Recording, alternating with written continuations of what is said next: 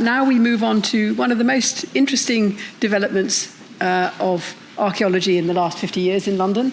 And Rob Cowie is going to talk about, have I got your title? Solving the Enigma of the Lost Centuries. That's the discovery right. of Lundenwic. Yet another alumnus of the DUA, DGLA. Briefly. 9 months gestation period with the DUA, right. And I was very grateful for it. Yes. Okay. Oh, looks like we're all set to go. So I've been asked to review the discovery of Middle Saxon London, which is known from contemporary sources and coins as Lundenwic, Lundonia, and similar place names. See if that, it does work. So it formed as a part of a network of trading centres located on or close to the coasts of northwest Europe, and was one of the first towns to be established in Britain after the end of Roman rule.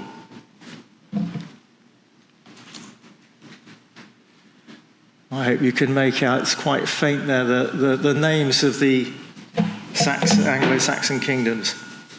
So at this time, Eastern and Central England was divided between Anglo-Saxon kingdoms, Lundenwic nominally belonging to the East Saxons, but for much of its existence, it was actually controlled by the powerful kingdom of Mercia.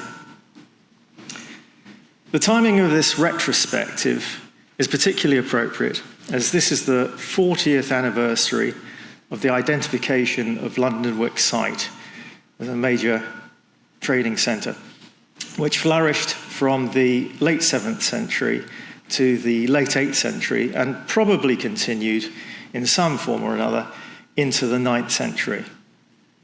And May 2025, so next year, will mark the 40th anniversary of the excavation at Jubilee Hall in Covent Garden, which revealed physical evidence confirming the identification of the site of Lundenwic.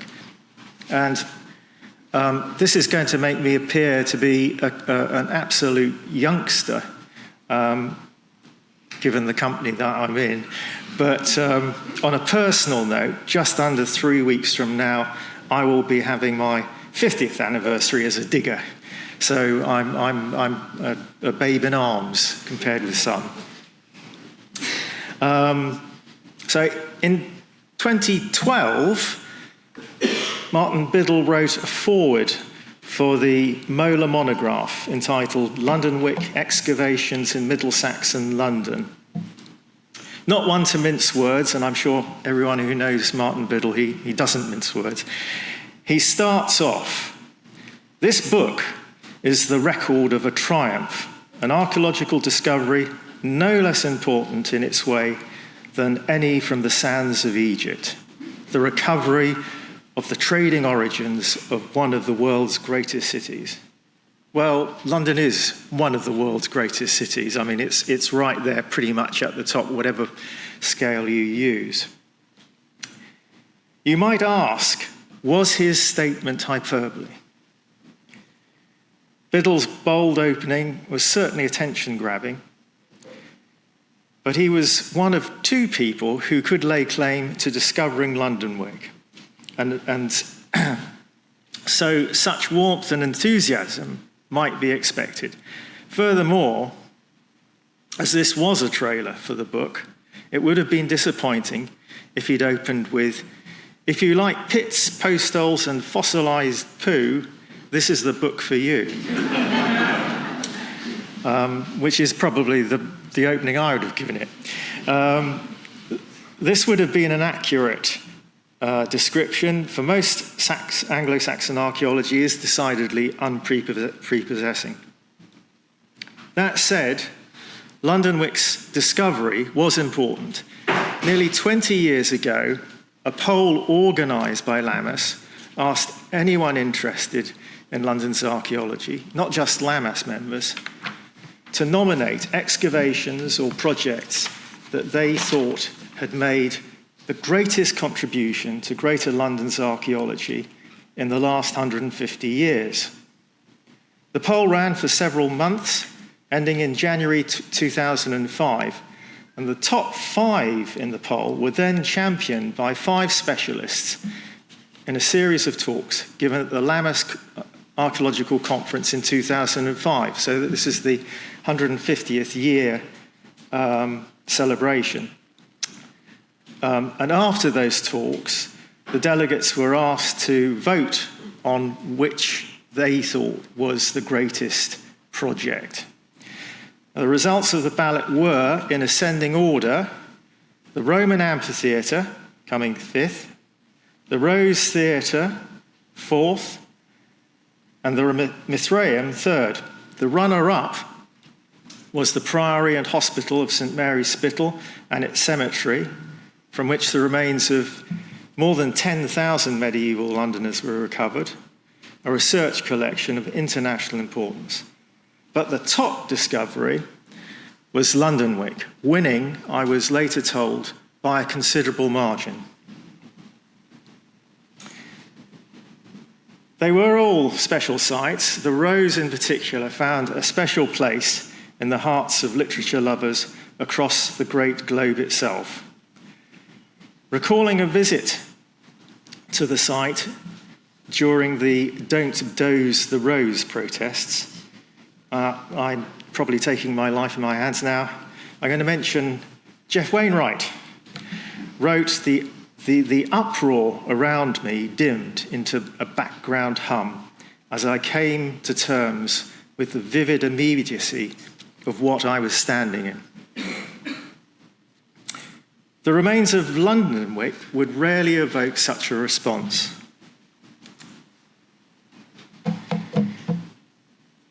However, at the Royal Opera House, where the settlement's narrow gravel roads and adjacent building plots were clearly to be seen, I recall Alan Vince happily exclaim that he'd never thought he would actually stand on one of Lundenwic's streets.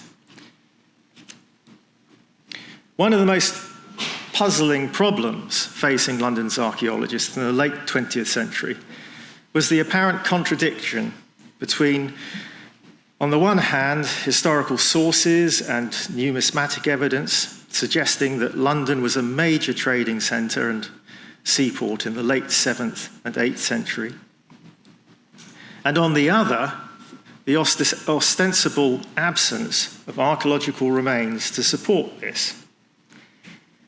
Contemporary sources, notably including Bede's description of London in his Ecclesiastical History of 731, as the chief city of the East Saxons and an emporium for many nations who come to it by land and sea. Other sources included charters granting exemptions from tolls on ships using the port. Even in those days, the advantages of tariff-free trade were appreciated. 8th century coins bearing the London mint mark from various locations in England were also indicative of London's post-Roman revival as an important place. A major stumbling block hindering London's discovery was the long-held view that the site of Londinium continued to be occupied after the end of Roman provincial rule and was never completely abandoned. And now it's wacky theory time. Mortimer Wheeler even suggested the existence of a triangular sub-Roman territory that kept Saxon settlers at bay. I think to use his language, he described them as the lurking Hun in his book of 1935. The discontinuity of the actually, perhaps I should explain more. I think his theory was that you had London and Colchester and Canterbury, Roman centres, still occupied, keeping those perishing Saxons out. So that was the idea. Against that, we had the discontinuity of the Roman street plan in London, which did suggest abandonment. So the medieval street plan is quite different from the Roman street plan.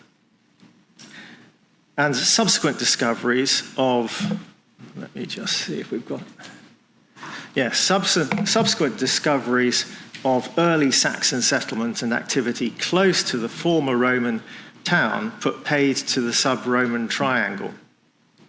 Following the war, the number of excavated sites in the city steadily increased, revealing evidence for Roman, late Saxon, and medieval occupation. And I suppose after John Schofield's talk, I should also say post-medieval archaeology. But absolutely no trace of Middle Saxon settlement. How could the mounting negative evidence be explained? Some argued that later activity had been completely removed and had completely removed all Middle Saxon remains.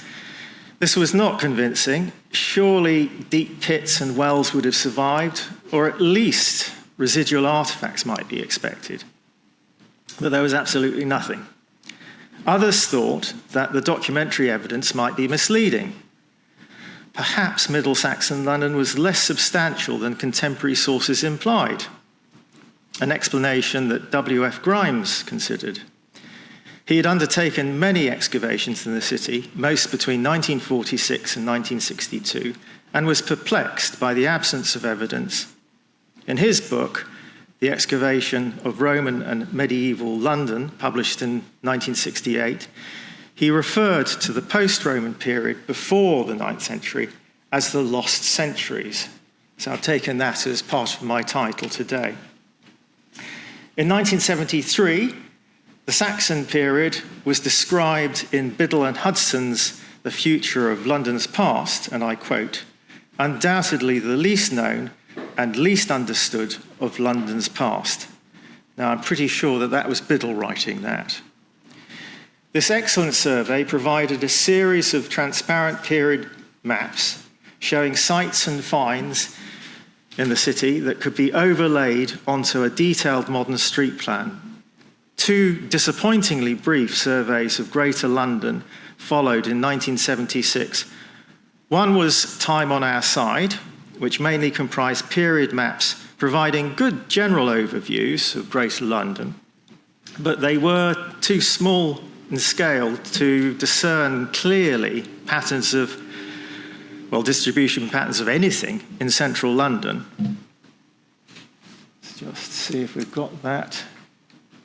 So I've blown this up, but I think you can see what they've done is you've got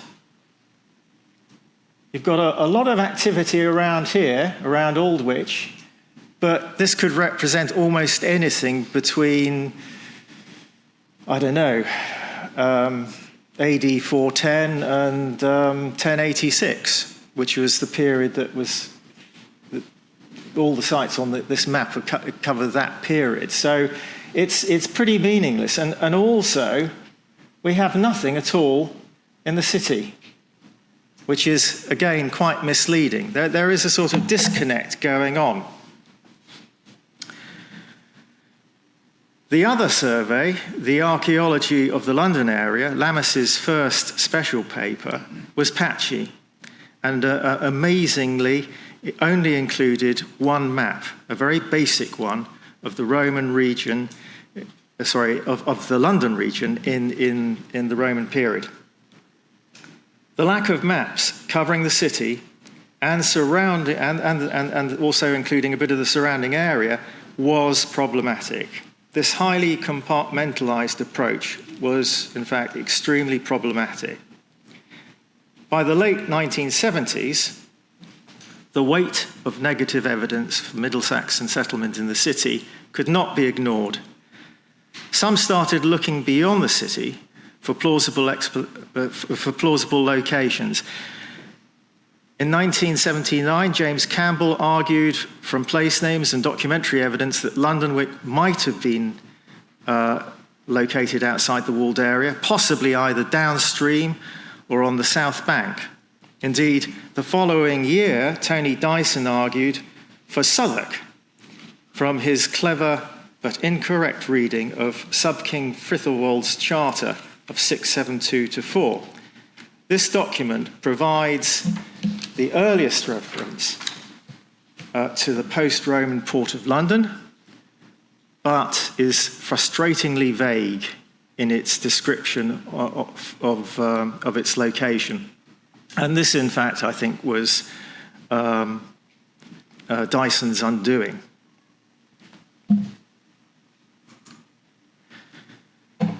So in 1984, Alan Vince, who we don't see here, in fact this is Martin Biddle, Alan Vince, then with the Museum of London's Department of Urban Archaeology, and Martin Biddle, who we do see here, then Professor of Medieval Archaeology at Oxford, at Hertford College, working independent of each other, both published articles suggesting that the site of Lundenwic might lie on the north bank of the Thames next to Fleet Street and the Strand, which follows the line of a Roman road.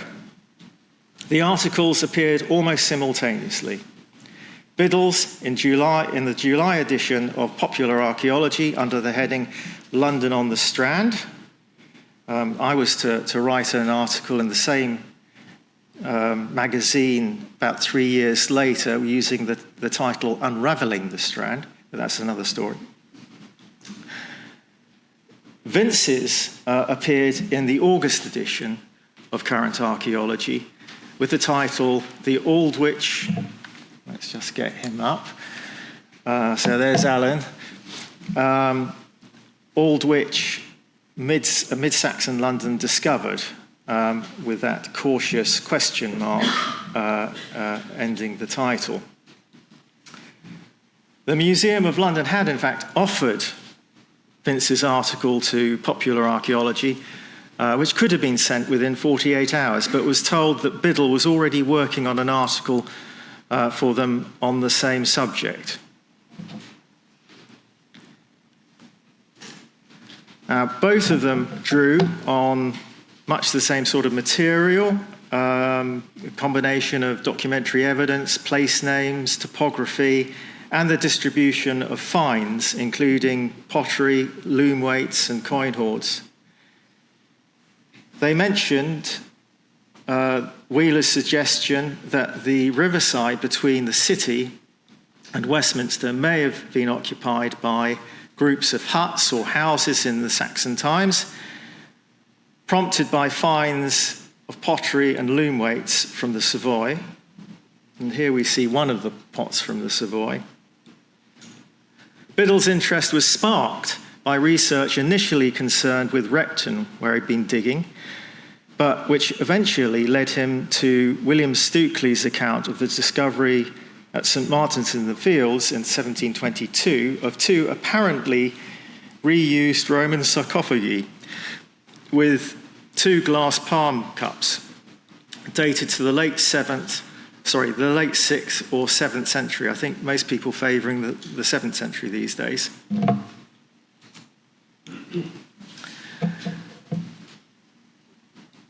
Anyway, Biddle remembered this when he was travelling on the top deck of a number 77 bus late in 1983. The bus took him past the church, which I think sort of got him thinking, and then along the Strand, which he suddenly recalled meant bank or shore in Old English, and up to Aldwych, or the Old Wick, or trading settlement. In January, he walked the streets between Horse Guards in Whitehall, past Waterloo Bridge, and along to St. Bride's Church, an invaluable way of getting a feel for local topography and an essential part of researching any site. I'd say this is now a technique that's often abandoned for the sake of saving money these days, but it's well worth practicing.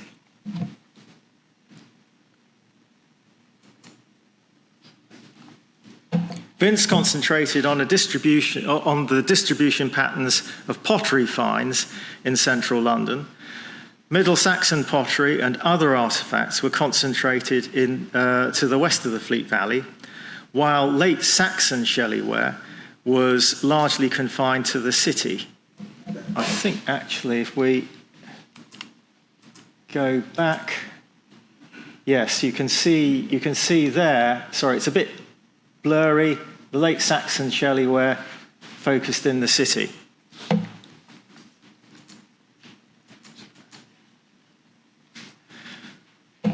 Right. So he focused then on the pottery distributions. Biddle, on the other hand, drew particular attention to the alignment of churches along the Strand and placed Lundenwic on the Strand River terrace. So I'm going to have to go back again. This is annoying. So Biddle was keeping us pretty much on that terrace and not on the sort of low-lying ground down here in Whitehall.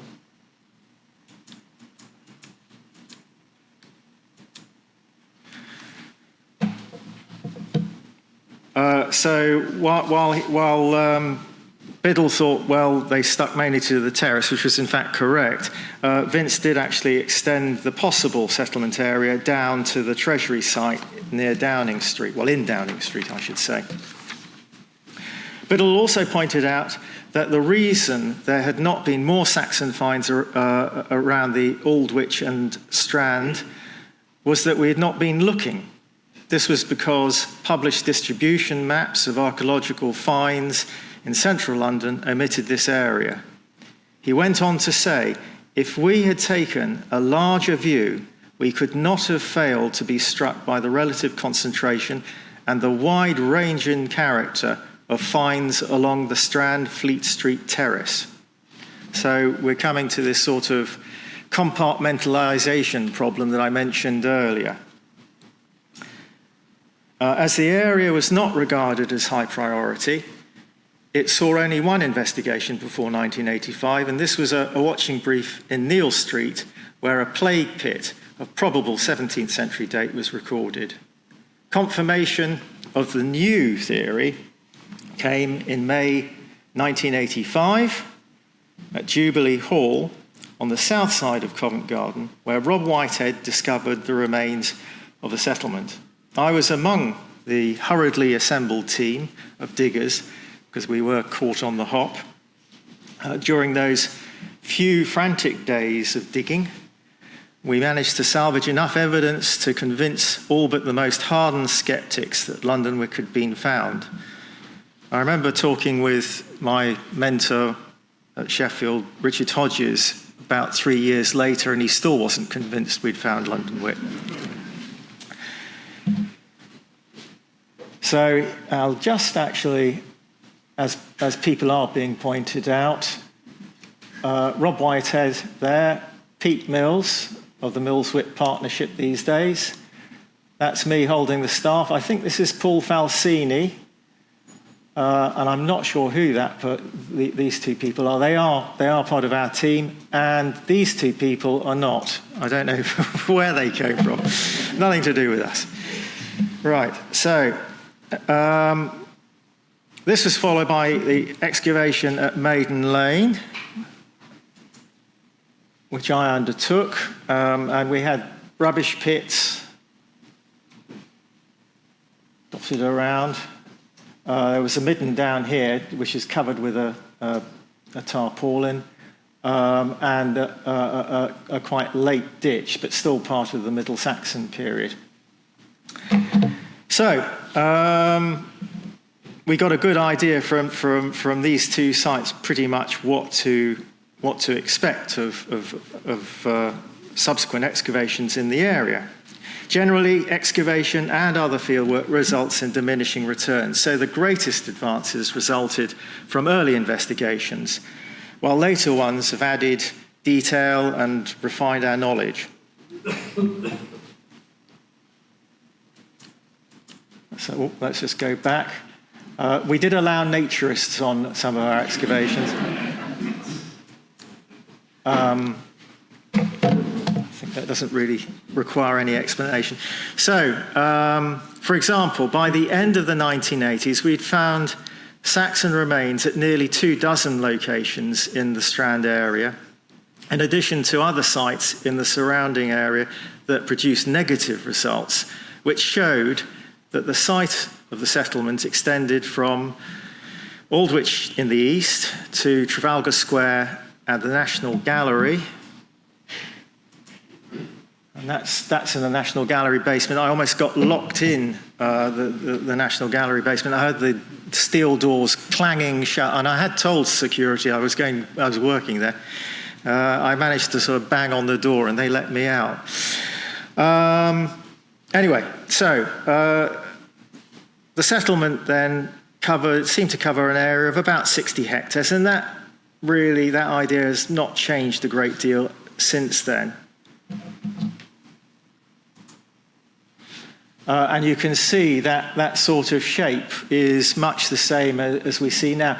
I did add on this plan areas of possible occupation because I didn't want to write off completely areas. Oh, sorry, let's go back.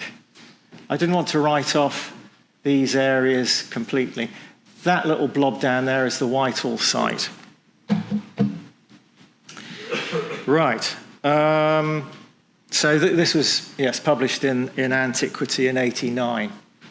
5 minutes. Right, okay, I'm going to whiz through. So many... Just trying to find it. Right, okay, so yes, we do have some minor tweaking going on, and for example, a molar watching brief by Adrian Miles and Virgil Yendall at Sheffield Street pushed out the eastern boundary by 20 metres, while an archaeology southeast excavation by Ian Hogg, who spoke this morning, he was digging in Parker Street near the northeast corner of Lundenwic, and that extended out a localised stretch of boundary northwards by perhaps 40 or 50 or maybe more metres. Many of the archaeological investigations on Lundenwic have been small scale. Reviewers have often mentioned this. One said of the Lundenwic volume, which I talked about before, one thing that emerges very strikingly is how the story of this major centre of international trade had been pieced together from bits and pieces of evidence and fragments of keyhole excavation. And another reviewer said, individually, some of the sites are not that important, but cumulatively they contribute to a picture of Middle Saxon London. But during the large excavation at the Royal Opera House, we were able to see very clearly delineated building plots and narrow streets, and the buildings which often served both as dwellings and workshops were all made of timber, probably thatched. They were on average about 11.5 metres long, 5.5 metres wide.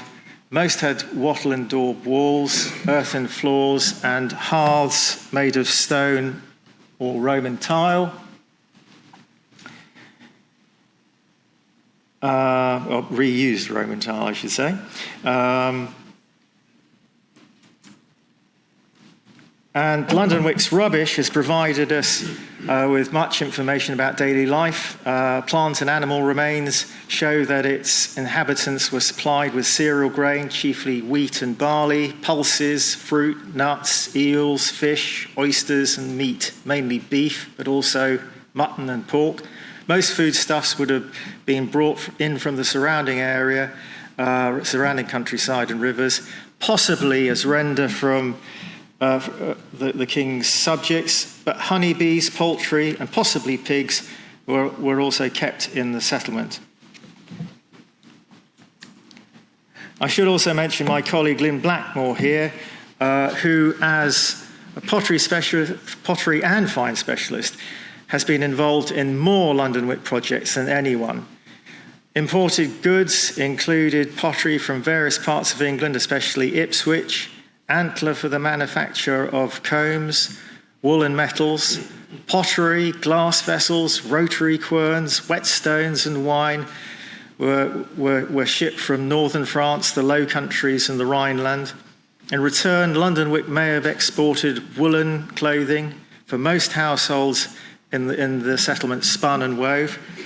Bede's reference to the sale of a Northumbrian prisoner to a Frisian in the port may indicate that there was a market for slaves there.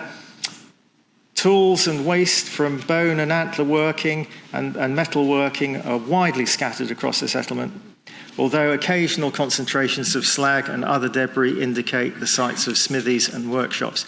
To conclude, I stand by my 2018 review of Saxon London, undertaken as part of the London Archaeologists' 50th anniversary celebrations, under the optimistic heading of To Infinity and Beyond. I wrote, we should aim to bring into sharper focus transitional periods in order to understand better the origins and early development of Lundenwic and the substantial changes in settlement pattern in central London during the 9th century. Over time, work in this area is going to yield, I think, less and less. Nevertheless, it would be good to see more of the waterfront. The digs at York Buildings and the Adelphi were important, but quite small scale. The results of Dougie Killock's Adelphi excavation surprised me, especially the presence of buildings. This is just York Buildings. One gives you an idea of how small the site was, and the Adelphi waterfront site. So with that in mind, with those finds of buildings down on the waterfront, I think we'll need to repopulate in future the reconstructions that we've shown here of a largely open space between the Thames and the Strand. We need to repopulate that area with more buildings. Faith Vardy's excellent picture was based on a rough sketch provided by me, so this area is down to me. Another large set-piece excavation like the one at the Royal Opera House could be a game changer, but such opportunities are rare. So far, just one in 40 years and counting.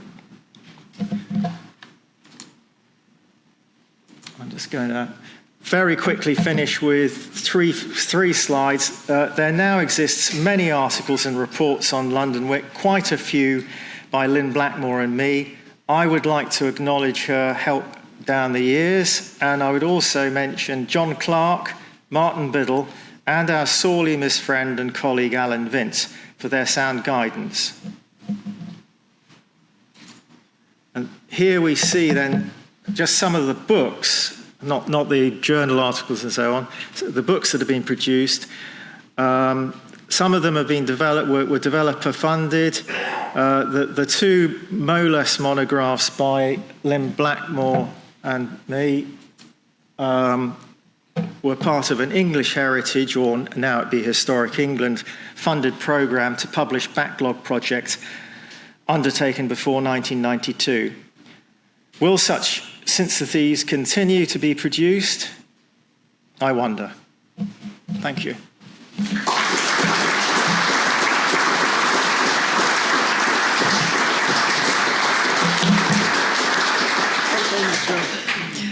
Thank you. It's now time for tea. We have overrun into the tea time, but let's try and regather at 4 o'clock so that we're on time for the last session today. Thank you.